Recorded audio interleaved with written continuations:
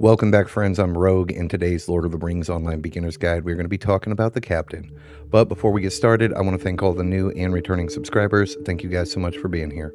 The Captain is described as an armored warrior, a master of buffing his allies to strengthen their resolve, and a leader of the people. In a fellowship, the Captain supports his allies by wielding razored steel and shouting commands to his herald companion. My intention for these beginner guides is to not only showcase a great class of Lotro, but to help new or returning players decide if the class may be a good fit for them. But before we dive in, we need a hero. Only 4 of the races can become the Captain. As always, this is a flavor choice. My advice, focus on immersion, not the meta. But if meta is your thing, just be a high elf. No, seriously, they are the best at everything they try. Just ask Amazon. There's a tempest in me. Now that we have a hero, let's talk about what skills the Captain receives at first level. Battle Shout is an attack that triggers the battle-readied state, enabling the Captain to deal more damage and deals light main hand damage and increases both melee and tactical damage by 5% on a 15-second cooldown. Sure Strike is just a basic melee attack that deals common main hand damage and rests on a 3-second cooldown but acts as the primary spammable for the low-level Captain.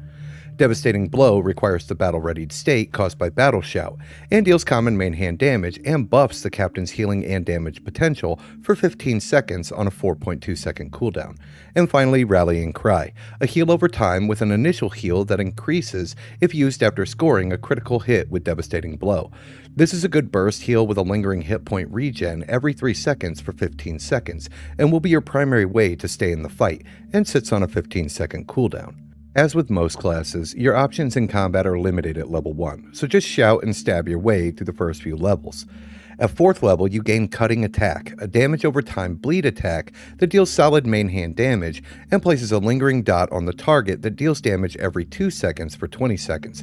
This is a great fight starter at low level, dealing good damage to your foe and placing a dot on them as the fight continues. At 6th level, you become applicable to select a class specialization. Dragon Ray requested that I select the Red Line, so I did. The Red Line Captain focuses on the use of tactical and melee damage. For selecting the Red Line, I received Shadow's Lament, a powerful melee attack that deals main hand damage to a single target on a 20-second cooldown. Also at 6th level, the Captain receives Call to Arms. These 3 skills summon a different type of herald to buff the Captain with damage mitigation, reduce power cost, or increase damage.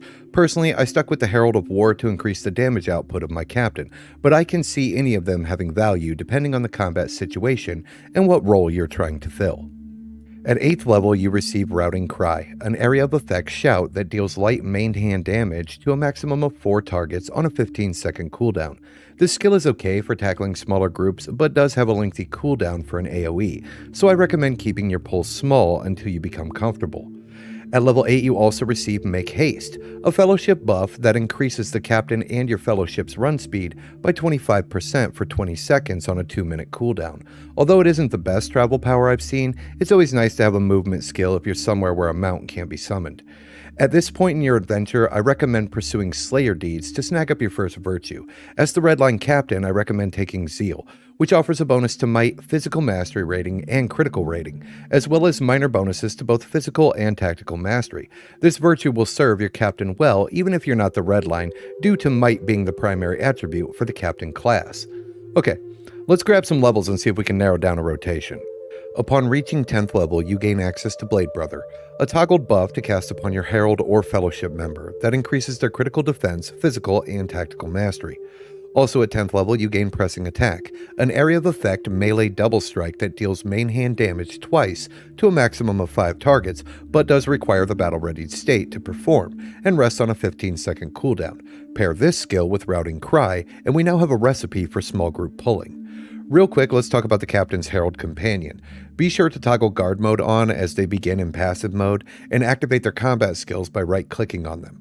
Now, the Herald is by no means the animal companions of the Lore Master, but they do account for a small portion of the Captain's buff and combat damage potential, so it's always a good idea to have them active while running overland content or questing.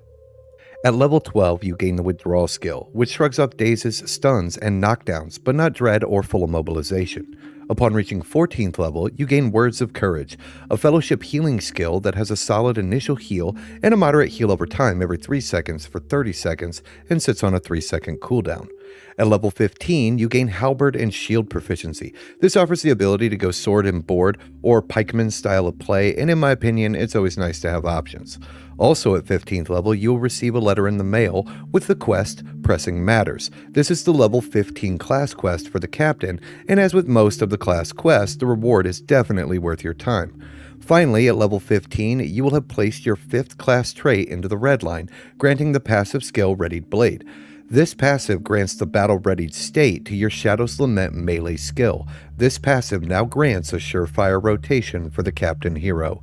Start by getting the battle-readied state. This is achieved by either Battle Shout at ranged or Shadow's Lament in melee. Secondly, use Pressing Attack to dish out twin main hand attacks in a 4-meter radius, and then Routing Cry to deliver another area of effect attack.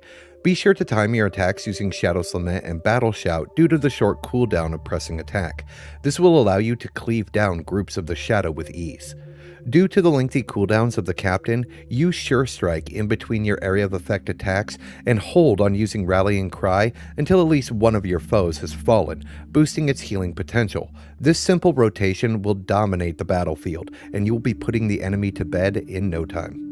Upon reaching level 16, you gain 2 new abilities. Muster Courage removes poison, disease, wounds, fear, and applies a plus 20% fear resistance for 30 seconds to your target and sits on a 10-second cooldown. Great for removing those pesky debuffs the Shadow likes to throw around.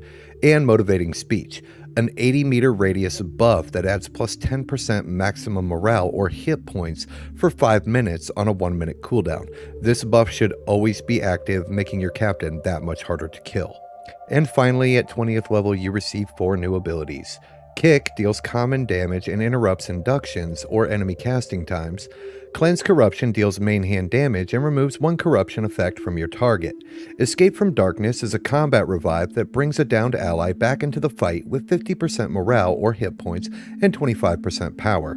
And Inspiring Call, which is an additional revive that cannot be cast in combat, but does revive a downed ally, bringing them back with 50% morale and 40% power.